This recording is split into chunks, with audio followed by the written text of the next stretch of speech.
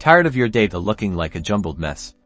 Let's transform it into a beautifully organized table in Microsoft Word. First, open your Microsoft Word document and click on the Insert tab at the top of the screen. In the Tables group, you'll see the table icon. Click on it to reveal your table options. The quickest way to insert a basic table is using the grid. Simply hover your mouse over the squares to select the number of rows and columns you need. Click to insert the table. Great! You now have a basic table. To add more rows, right-click inside any cell and select Insert. Then choose Insert Rows Above or Insert Rows Below. To add columns, choose Insert Columns to the left or Insert Columns to the right. For more control, select the Layout tab under Table Tools at the top of the screen. Here, you can find options to insert, delete, merge, and split cells. To adjust the size of your rows and columns, you can manually drag the borders for precise adjustments.